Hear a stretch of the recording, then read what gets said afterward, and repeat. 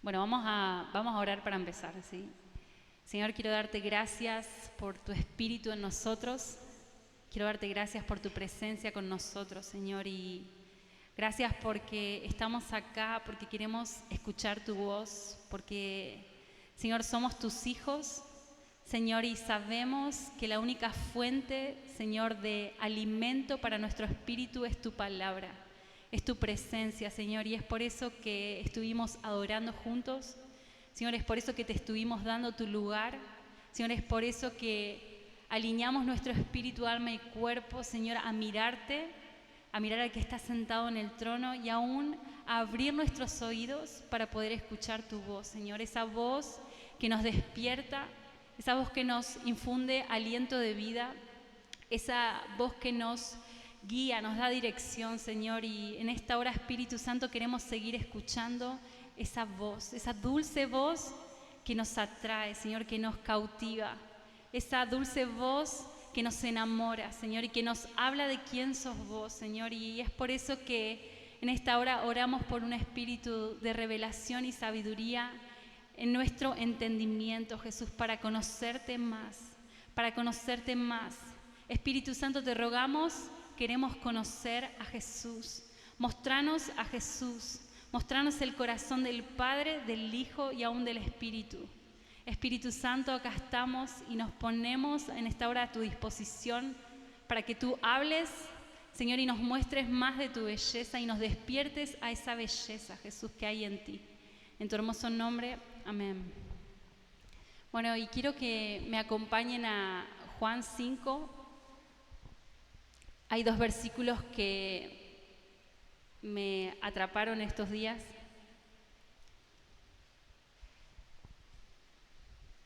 Y el deseo de nuestro corazón realmente es cada día más ir más profundo, ¿sí? Ir más profundo en el corazón de Jesús. Y esa es nuestra meta, esa es la vida eterna, ¿sí? Es poder conocerlo a Él, ¿sí? Y por eso orábamos por un espíritu de revelación, ¿sí? Que el Espíritu nos revele al Hijo, ¿sí? Sabiendo que el Hijo nos muestra al Padre, ¿sí? Nadie puede ver al Padre más que por medio del Hijo, ¿sí? Y es lo que queremos hacer a través de su palabra.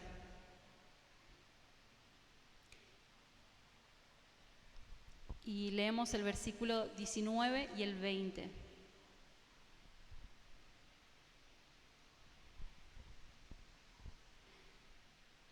Dice: respondió entonces Jesús y les dijo: de cierto os digo, no puede el Hijo hacer nada por sí mismo, sino lo que ve hacer al Padre.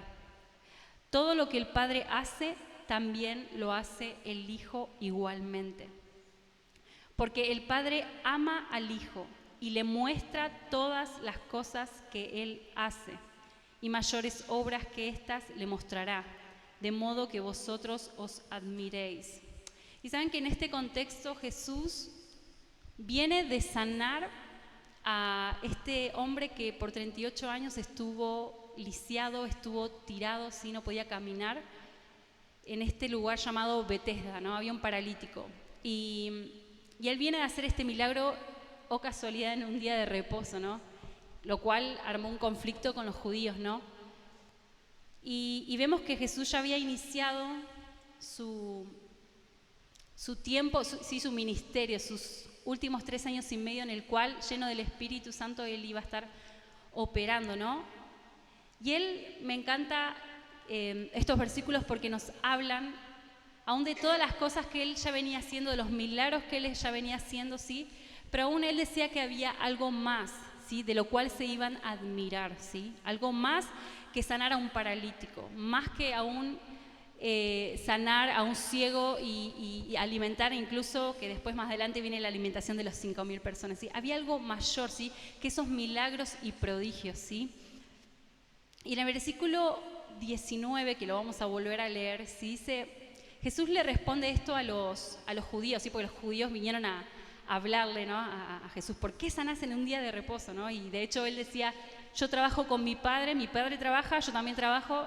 Y de hecho los judíos enojadísimos, porque Jesús se refería a sí mismo como hijo, ¿no? Como a Dios mismo, ¿sí? Y él responde esto: no puede el Hijo hacer nada por sí mismo, sino lo que ve hacer al Padre. Y realmente esto es precioso, ¿sí? Porque esto nos muestra la imagen de Jesús como Hijo y como nuestro hermano mayor, ¿sí? Jesús vino a mostrarnos, vino a modelarnos, ¿sí?, cómo ser hijos, ¿sí? Y es por eso que yo a este mensaje le quería poner de esto de recuperar nuestra identidad de hijos, ¿sí? Entender nuestro destino, qué es lo que vamos a hacer, cómo nos vamos a mover, ¿sí? ¿Qué es lo que el Padre desea? ¿Para qué estamos en esta tierra? ¿Sí?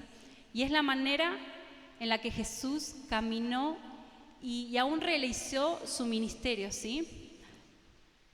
Y esta palabra de el Hijo no puede hacer nada por sí mismo, sino lo que ve hacer al Padre, nos habla de lo que yo le diría contemplar, ¿no? Lo que podríamos ver. Jesús nos enseña a contemplar al Padre, ¿sí? Él dice que no hace su voluntad, no hace lo que a él le parece o como él razona, sino que lo que él hace es lo que vio primero al Padre hacer, ¿no? Y me encanta, ¿no? Porque hoy nosotros como iglesia necesitamos manifestar a Cristo. Como hijos necesitamos manifestar a Cristo, ¿sí? Y aún en medio de estos tiempos tan oscuros tenemos una tarea muy difícil, ¿sí? Porque vemos que el sistema de este mundo se maneja de una manera.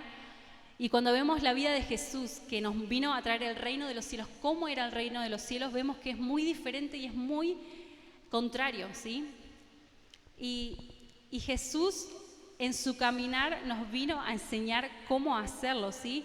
Y número uno es contemplando, ¿sí? ¿Cómo podemos mostrar a Jesús? ¿Cómo podemos, más que milagros y prodigios, cómo podemos mostrar el corazón de Cristo, de Dios, a través de contemplarlo, ¿sí? Esto es lo número uno. Podemos, yo me hacía estas preguntas, ¿no? Señor, ¿cómo vamos a amar a Israel? Una nación que está tan lejana. ¿Cómo vamos a amar a los perdidos que a veces los ignoramos por completo o en nuestra mentalidad humana, si a veces buscamos un beneficio propio, cómo la otra persona nos puede beneficiar? Cuando en realidad, si contemplamos a Jesús, Jesús no hizo nada por sí mismo, no fue algo para beneficiarse a él mismo, sino que buscó beneficiarnos a nosotros, ¿no? Y yo le hacía estas preguntas, Señor, ¿cómo vamos a amar con un amor incluso entrañable, como nos dicen las Escrituras, que debemos amarnos con un amor que sale de nuestras entrañas, ¿sí? Que muchas veces no podemos soportar al hermano o a los familiares, ¿no? Y Jesús nos pide esto, que amemos con un amor entrañable. ¿Cómo lo vamos a lograr? ¿Cómo podemos perdonar a las personas que nos hacen daño, a las personas que nos critican, a las personas que incluso que últimamente a la iglesia de los últimos tiempos nos van a estar persiguiendo? ¿Sí? ¿Cómo vamos a orar por ellos incluso? ¿Cómo vamos a extender misericordia? ¿Cómo podemos lograr eso? Y la respuesta es, una vez más, contemplando. Jesús, todo lo que hizo en la tierra, desde milagros hasta amar, hasta llevar una cruz, lo hizo porque lo vio primero en el Padre, ¿sí? Y él, como buen hijo, fue un imitador, ¿sí? Y esto es lo que Dios aún hoy tiene que restaurar en nosotros. Que como hijos de Dios, en una identidad sana, querramos ser la imagen de Cristo, de Dios, ¿sí? Del Padre, porque de hecho este es nuestro diseño original, ¿sí? ¿Se acuerdan en Génesis cuando Dios crea al hombre y a la mujer y los crea a su imagen y semejanza? Y la primera tarea del hombre y la mujer era llevar su gloria y hermosear con la gloria de Dios, hermosear el lugar donde ellos estaban, en ese jardín del Edén. ¿Sí? Ese era nuestro primer diseño, nuestro diseño original, ¿sí? Como hijos de Dios necesitamos mostrar la gloria del Padre. Y cuando hablamos de la gloria del Padre es mostrar su carácter, es mostrar su corazón, ¿sí? Y este principio lo vemos, ¿sí?, de contemplar a Jesús para ser como Jesús. Lo vemos también en 2 Corintios 3:18, ¿no? Este versículo tan conocido, ¿no?, que dice que somos transformados cuando le contemplamos, cuando le miramos, ¿sí?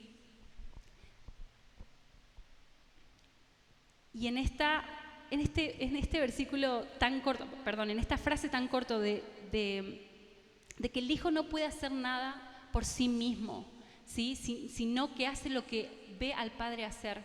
Me encanta porque muestra más de la belleza de Jesús, nos muestra su humildad, ¿sí?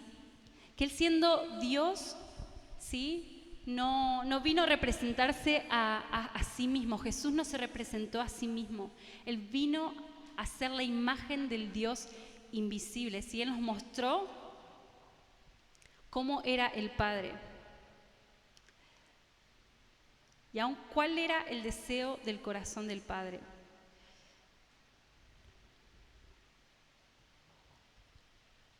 Jesús en su primera venida, vemos esta secuencia cuando Mateo 3 nos habla de que Jesús es bautizado por Juan, ¿no? Y vemos que Juan le dice, tienen esta conversación con Juan y le dice, pero Jesús, yo necesito ser bautizado por vos. Y él le dice, no, hagamos como conviene, porque nos conviene cumplir toda la ley. Y vemos a este Jesús, ¿sí? Que siendo Dios mismo, pero en la carne, se sometió incluso a las palabras escritas. ¿Sí? Jesús sabía que había que hacer ciertas cosas que iban a cumplir la palabra que ya el Padre había escrito y había enviado aún a sus siervos los profetas, ¿no? Y él hasta en eso tuvo el detalle de someterse a las palabras del Padre. Y no solamente eso, sino que vemos que Jesús, después se levanta de este bautismo, el Espíritu Santo como una palomita viene sobre él, ¿no? Y Dios lo afirma, ¿no? Dice, este es mi Hijo amado en quien tengo complacencia. Y vemos que aún este Jesús que se deja llevar, en el capítulo 4 de Mateo, se deja llevar por el Espíritu al desierto para ser probado. Y parecen versículos que hemos leído por mucho tiempo, pero yo estos días leía y realmente decía, Dios, Jesús, realmente te dejaste llevar por el Espíritu. No iniciaste tu ministerio sin antes haber sido bautizado por el Espíritu Santo, sin antes haber sido lleno del Espíritu Santo, ¿sí? Y vemos acá la humildad de Jesús, de ese Hijo, que como Hijo se sometió a la voluntad del Padre. Cada palabra que el Padre ya había escrito hace miles de años antes de que Él naciese en el vientre de María, Él se sometió a cada palabra. Y esto habla del corazón de Jesús. Él es realmente, como decimos siempre, ¿no? Manso y humilde. ¿Sí? Teniendo poder, lo restringió. Siendo Dios, no utilizó su divinidad. Esto es lo que a mí me encanta de Jesús. Él no utilizó su divinidad, ¿sí? Sino que se sometió al Espíritu. Y esto lo hizo en la primera venida, pero saben que en la segunda venida nos dice Isaías 11 que aún Él va a estar operando en las 7 dispensaciones del Espíritu. Aún no solamente en su primera venida Él se sometió al Espíritu Santo, sino que Él también en su segunda venida, Él va a reinar con el Espíritu de Dios, dice, con las 7 dispensaciones, ¿no? De conocimiento, sabiduría, temor del Señor. Aún Él mismo va a tener temor de Dios. O sea, esto es tremendo realmente. Y podemos ver a un Jesús que se rehusó incluso en Mateo 4 cuando Él fue tentado y llevado por el Espíritu. Él, me encanta esto, ¿no? No vino y si quería podía haber incinerado a Satanás y chau, lo esfumaba en un segundo.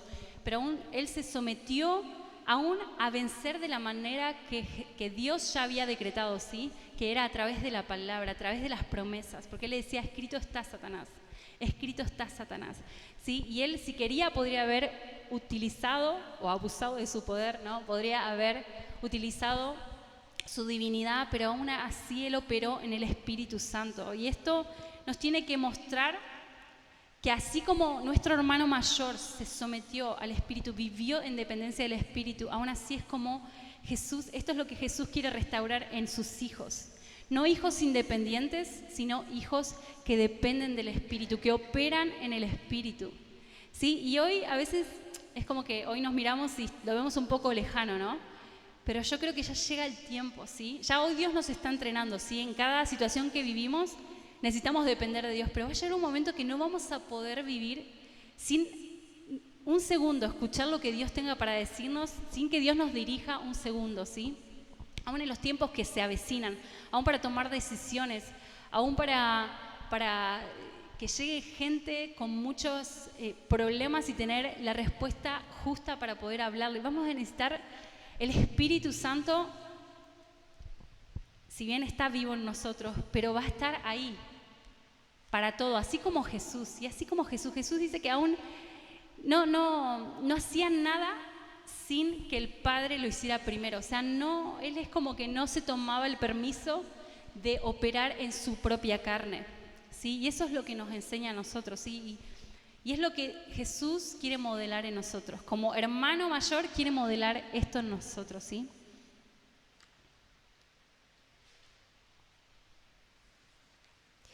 Y una cosa más, incluso él para regresar está esperando el permiso del Padre, ¿sí? Si bien él, porque murió, como nos dice Filipenses, ¿no? Que él se humilló hasta lo más sumo, y por eso Dios le dio un nombre que es sobre todo nombre, y él va a reinar, ¿sí? Toda lengua, tribu y nación se van a doblegar ante él, y aún él siendo el rey de todas las cosas, aún así él está esperando, porque dice que ni los ángeles ni nadie sabe el día en que él tiene que regresar, solamente el Padre. Así que él está esperando, está guardando, ¿sí? Que el Padre le dé el ok y le diga, bueno, hijo, ya es tiempo de que regreses.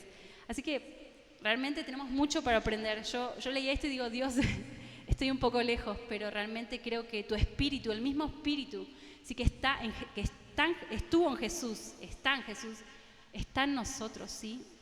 Y Él es el que nos va a ayudar, ¿sí? Aún en nuestra debilidad, Él es el que se va a hacer fuerte, ¿sí? En medio, hoy vemos que somos esa iglesia, ¿no? Como la de Cantares, morena, con debilidades, ¿sí? Pero aún así sabemos que Él nos ve hermosos, pero no porque seamos nosotros buenos, sino porque tenemos la obra del Espíritu Santo en nosotros. Esa es la hermosura que le puede dar, la obra de su Hijo, de Cristo en la cruz, ¿sí? Hermoseándonos a nosotros, dándonos la gracia. Esa es la belleza, la gracia que nos da, ¿sí? Para vencer el pecado, ¿sí? Y ser cada día más como Cristo, a través de la contemplación, ¿sí? Habíamos leído el versículo 19.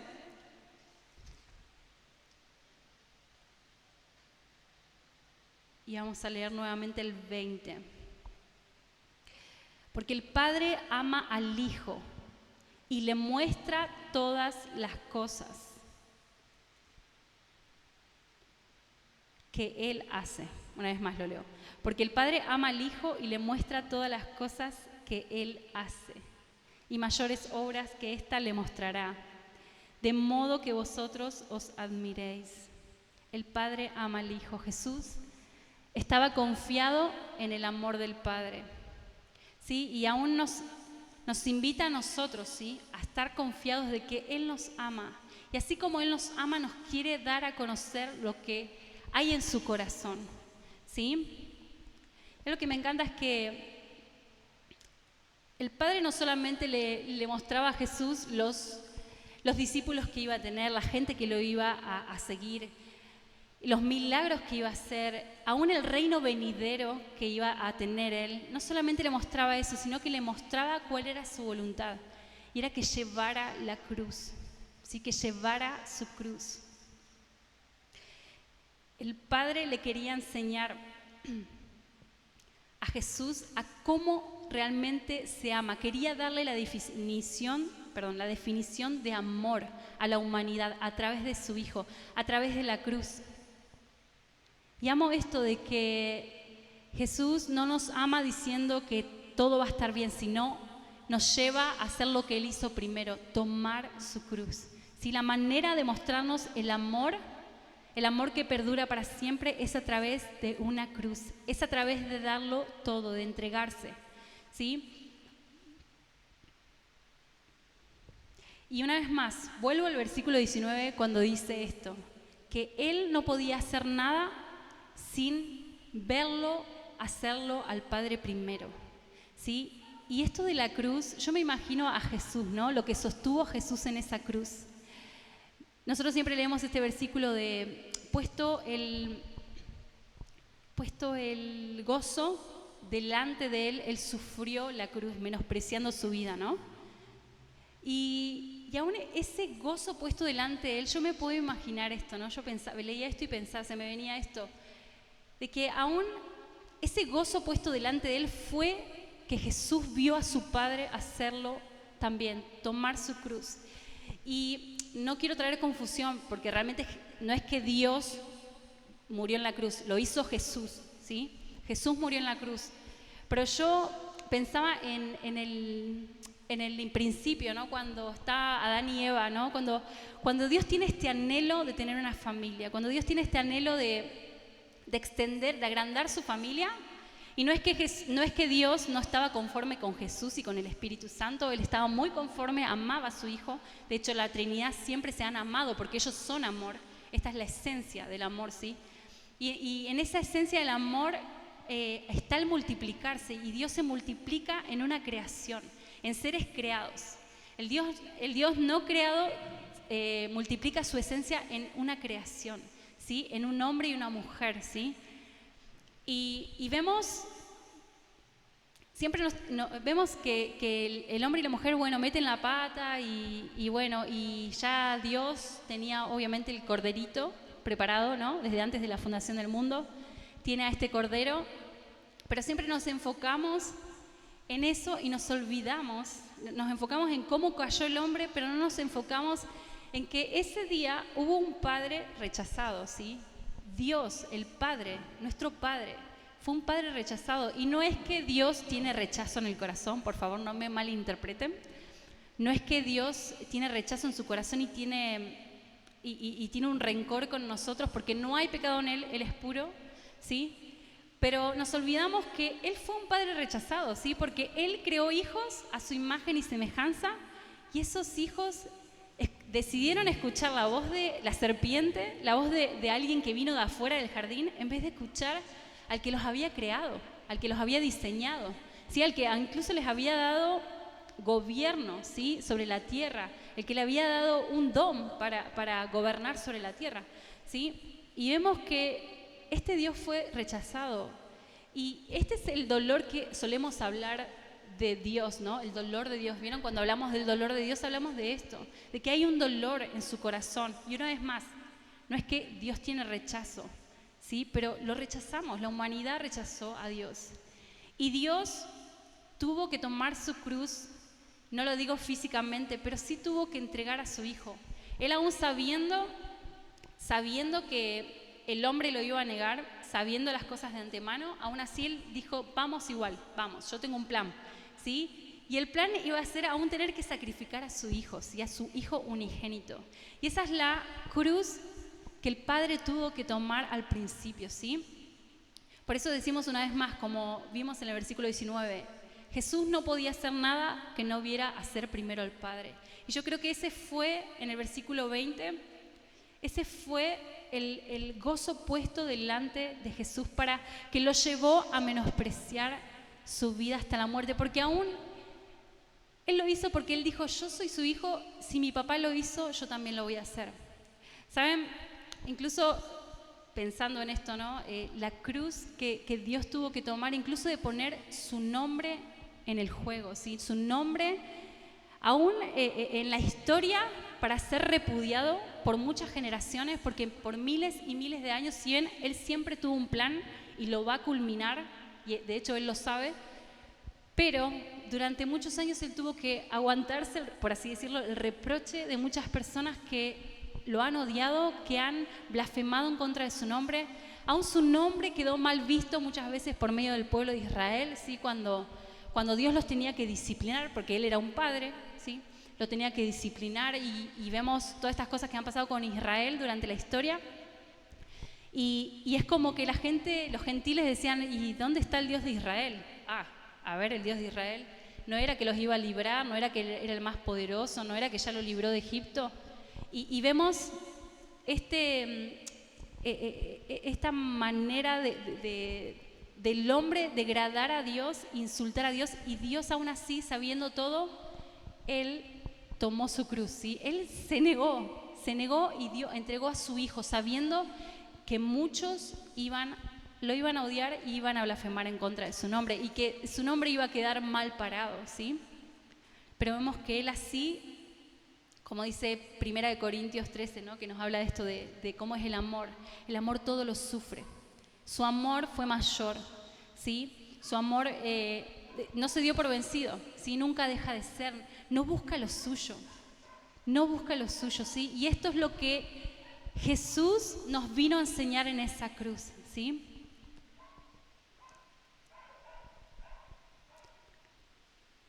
Una vez más, el versículo 20, porque el Padre ama al Hijo y le muestra todas las cosas que Él hace, ¿sí?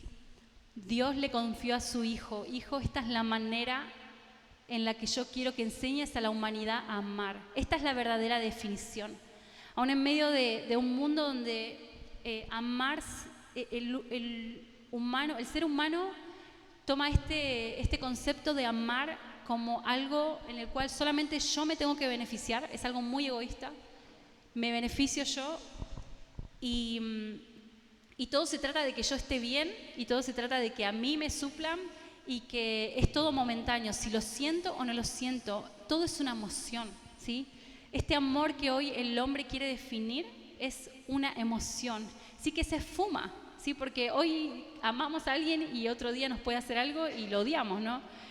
Pero Dios nos quiso enseñar que no es una emoción, sino que es un acto. El verdadero amor que un padre tiene por un hijo es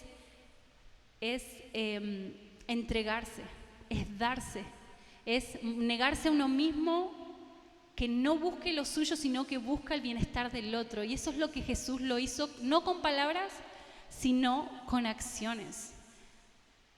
Sí, y Jesús lo dijo en Juan 15, vamos a Juan 15.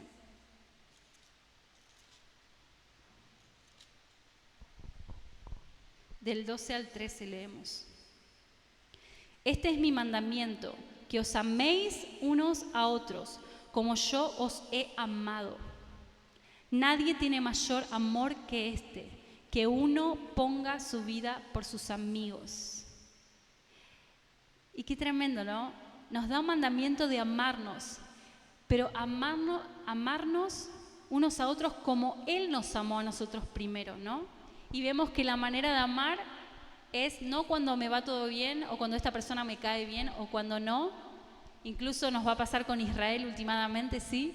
Que vamos a tener que amar sabiendo que no vamos a recibir ningún beneficio. Incluso el amar a los que nos persigan, ¿sí? No lo vamos a poder lograr por como yo, Carla, quiero amar, sino ámense. El mandamiento es amarse como Él nos amó, ¿sí? Como Él nos amó. Y una vez más, contemplándole a Él es como podemos amar. Contemplando la obra de la cruz es como podemos amar, ¿sí? Contemplando aún cómo Jesús se sometió a la voluntad del Padre y aún tomó esa copa, ¿sí? De la voluntad del Padre, aún sabiendo que eso lo iba a llevar a tener que padecer demasiado, ¿sí? Porque todos conocemos lo que Jesús padeció, ¿sí? Y tanto físicamente como aún recibir las críticas de las personas, de los romanos que se burlaban, ¿sí? Que se burlaban de Él, los fariseos, los judíos, ¿sí? Y aún así él tomó el combo completo, ¿sí? Él dijo, aunque sea, Padre, si puede pasar esta copa de mí, que pase, pero que no se haga mi voluntad. Y Jesús nos enseñó que ese es un verdadero hijo, ¿sí? El que ama su voluntad, el que se somete a la voluntad del Padre, el que toma la cruz, ¿sí? Y este mensaje de la cruz no es tan popular hoy, ¿sí? Es como que yo vengo a Cristo y Cristo tiene que darme todo. Todo tiene que estar bien, yo no tengo que padecer, todo me tiene que ir bien, ¿sí? Y Jesús, que fue el Hijo de Dios, tuvo que tomar su cruz, tuvo que renunciar a su propia voluntad para tomar la voluntad del Padre. Eso es lo que el Padre quiere que hoy hagamos como hijos de Dios. Caminemos en esa identidad sana, ¿sí? De que no vivimos para nosotros, sino que vivimos para hacer su voluntad.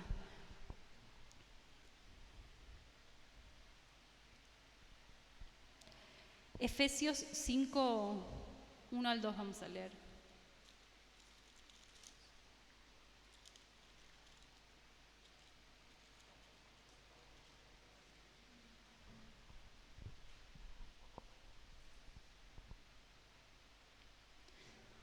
Dice, sed pues imitadores de Dios como hijos amados. como hijos amados. Esto fue clave para Jesús.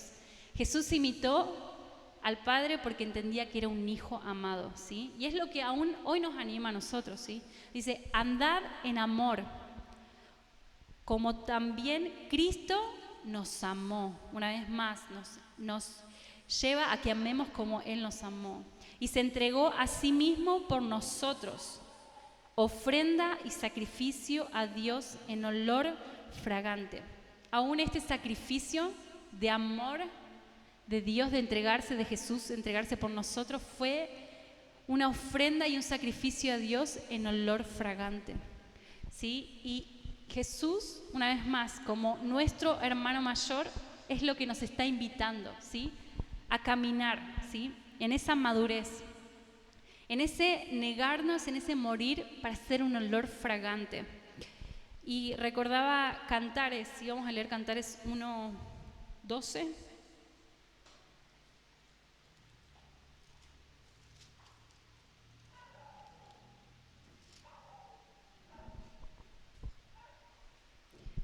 Y dice, mientras el rey está en su reclinatorio, mi nardo esparce su fragancia.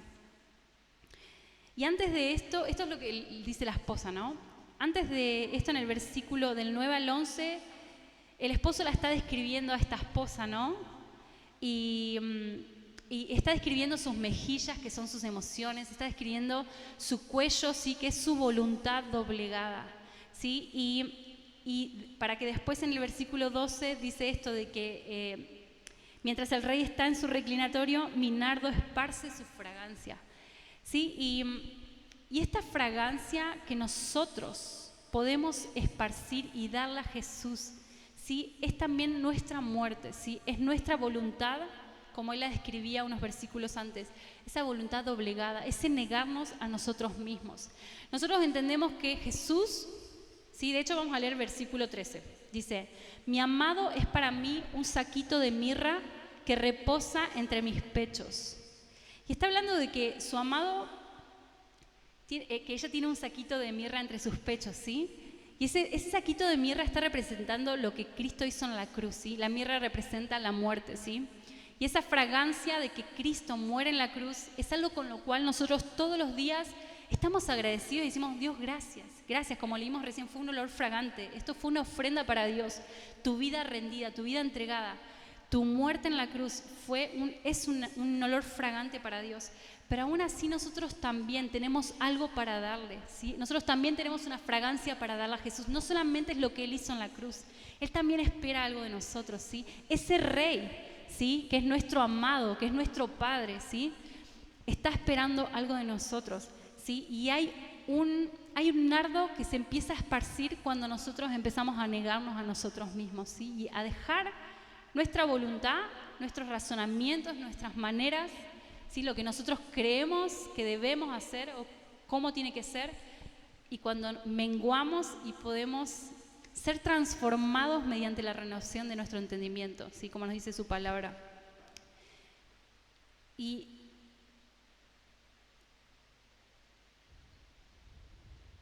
tal vez hoy sean decisiones que tenemos que tomar, ¿sí? Como también aún últimamente físicamente lo tengamos que hacer, ¿sí? Entregarnos por amor, ¿sí? A Él, así como Él lo hizo primero.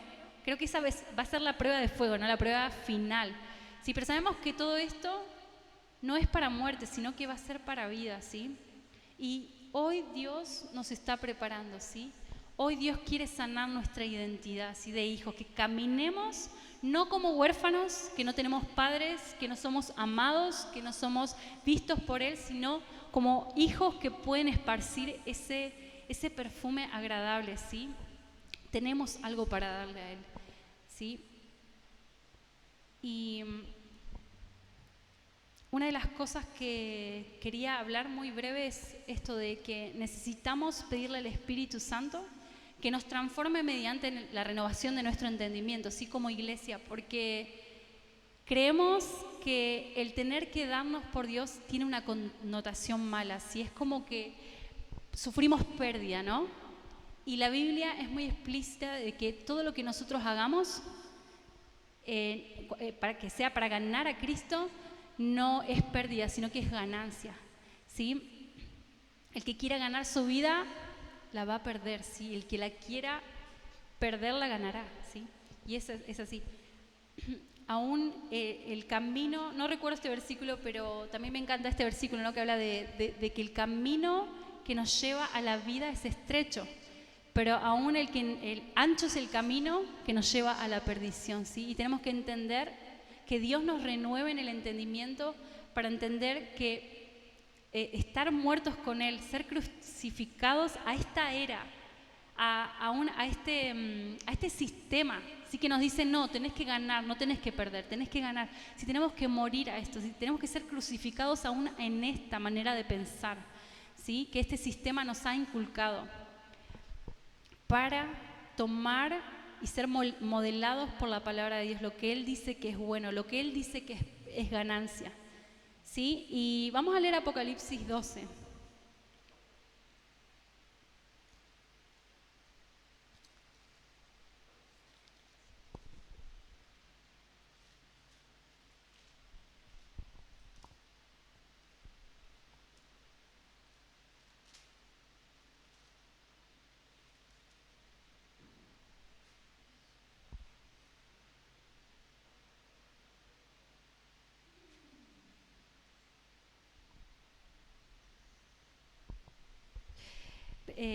Capítulo 12, versículo 11. ¿Sí? Esta es la manera en que nosotros ganamos, ¿sí? Dios quiere quitarnos los velos en cuanto a pensar solamente en esta era, qué es ganar en esta era. Dios quiere llevarnos a una dimensión más amplia, ¿sí? La eternidad, ¿sí? De la manera de ganar, la manera de vencer, no acá solamente, sino para siempre. Y dice, ellos lo han vencido por medio de la sangre del Cordero, de la palabra del testimonio de ellos, que menospreciaron sus vidas hasta la muerte. ¿Sí? Hay una invitación, hay una gloria, hay un perfume, ¿sí? Hay algo, es una gloria. Y yo pensaba, ¿no? En mi vida, muchas veces que tuve que tomar decisiones y decir, bueno, Dios, yo no quiero esto, pero si vos me pedís esto, yo lo voy a hacer. No lo siento, no lo quiero, pero si esta es tu voluntad, yo quiero doblegarme, ¿sí? Y yo, no sé ustedes, seguramente sí, pero hay una gloria, hay un peso dentro de nosotros, ¿sí? Hay una paz en nuestro corazón de decir, no tengo ganas, no tengo ni la fuerza, ni sé cómo lo voy a hacer, pero Dios quiere, así que yo lo voy a hacer. Y hay una gracia de Dios, ¿sí? Sobre nuestras vidas que se desata, ¿sí? Aun cuando tomamos esta narrativa, ¿sí? De que vencemos cuando aún nos negamos a nosotros mismos, aún hasta negarnos, incluso acá dice hasta la muerte, ¿no? De dar nuestra vida, pero aún hoy, en el día a día, ¿sí? Nosotros con nuestras decisiones, con todo lo que aún Dios nos está pidiendo, ¿sí? Nuevos desafíos que nos presenta, ¿sí? Y amo Romanos 8, vamos a ir a Romanos 8, que también es una manera que Dios nos muestra, esta es la manera de ganar, esto te hace ganador en la vida, en esta vida, tal vez no para esta vida, pero sí para la era que cuenta en realidad, que es la vida eterna. Es muy conocido, pero me encanta este versículo. En el versículo 28 de Romanos 8, 28. Sabemos además que los que aman a Dios, todas las cosas los ayudan a bien, esto es, a los que conforme a su propósito son llamados. Vamos al versículo 35. ¿Quién nos separará del amor de Cristo? ¿Tribulación, angustia, persecución, hambre, desnudez, peligro o espada? Como está escrito, por causa de ti somos muertos todo el tiempo, somos contados como oveja de matadero. Antes, en todas estas cosas somos más que vencedores por medio de aquel que nos amó. Por lo cual estoy seguro de que ni la vida, ni la muerte, ni la vida, ni ángeles, ni principados, ni potestades, ni lo presente, ni lo porvenir, ni lo alto, ni lo profundo, ni ninguna otra cosa creada nos podrá separar del amor de Dios que es en Cristo Jesús, Señor nuestro. O sea, esta es nuestra manera de ganar cuando lo tenemos a Él. ¿Saben?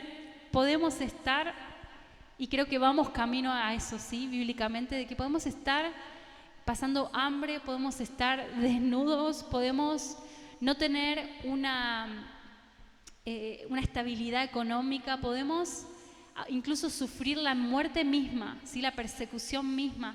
Pero dice que aún ante todas estas cosas, hay algo que no pueden quitarnos, y es el amor de Cristo.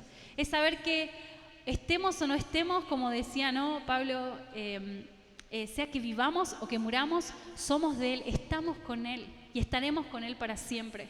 Entonces, esta es nuestra manera de ganar, y si hoy tenemos que perder para ser hallados en aquella eternidad, si con Él para siempre, lo vale, si no es pérdida, es ganancia.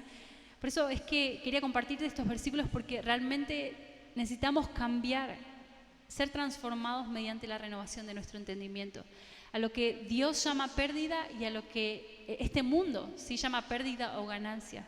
¿Sí? Necesitamos ganar a Cristo, Y bueno, vamos a orar.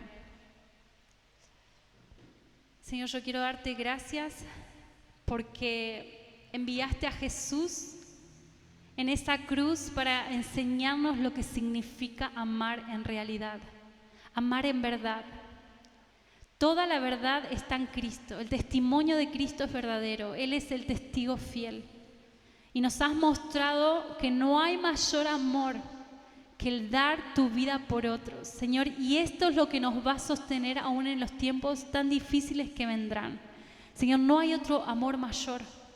Y aún así, como el Hijo lo vio de vos, papá, como el Hijo caminó de la manera que te vio caminar a vos, como el Hijo actuó en su corazón porque te vio tu corazón, conoce tu corazón, lo manifestó acá en la tierra, aún así nosotros también, como hermanos menores, queremos ser imitadores del Padre. Queremos caminar en ese amor que aún va a romper, Señor, muchas estructuras, aún va a romper con todo temor en los últimos tiempos. Señor, que va aún a desarmar corazones, ese amor que viene de ti. Señor, tú nos enseñaste que amemos como tú nos amaste a nosotros. Señor, y tú mostraste que fuiste capaz de darlo todo. No había límites. Tu amor no tiene límites, Señor. Y que en este tiempo, Espíritu Santo, podamos contemplarte así como Jesús te contempló y te contempla día y noche. Señor, que nosotros podamos contemplarte, podamos contemplar tu corazón, podamos ver, Señor, ese amor que no se da por vencido, ese amor que no busca lo suyo, ese amor que todo lo sufre, que todo lo soporta, que aún todo lo espera, porque has esperado tantos años, pero aún al final tendrás esa familia que deseaste desde el principio. Señor, y aún hoy queremos ser obedientes. Señor, queremos ser obedientes, queremos caminar como Cristo para manifestar tu amor, tu gloria. Señor, ese Dios invisible que se hizo visible a través del testimonio de su Hijo Jesús. Señor, nosotros queremos tomar el testimonio de Jesús, Señor, para manifestarlo, Señor, y ser aún tus manos en esta tierra, ser tus pies, ser tus brazos, Señor, tener tu corazón y aún como siempre cantamos, tener tu visión en nuestros ojos y tu corazón en nuestro pecho, Señor. Queremos como hijos, Señor, caminar como Cristo caminó, en perfecto amor, Señor. Ayúdanos, Espíritu Santo, y aún sana esta identidad de hijos. Señor, restaura esta identidad de hijos. Señor, restaura en tu cuerpo, en el cuerpo de Cristo, la identidad de hijos. No estamos para mostrarnos a nosotros mismos, no estamos para hacer nuestra mera voluntad, sino para hacer tu voluntad. Somos portadores de tu voluntad, Señor. Somos tu imagen y tu semejanza en la tierra. Señor, activa este propósito eterno, Señor, el ser tu imagen y tu semejanza, Señor, en esta tierra, para que muchos puedan conocerte, para que muchos puedan creer en ti. Te damos gracias, Jesús, porque sabemos que estás obrando en la iglesia. Gracias, Jesús. Te amamos y te adoramos y te damos gracias por el testimonio de Jesús. En tu hermoso nombre, amén.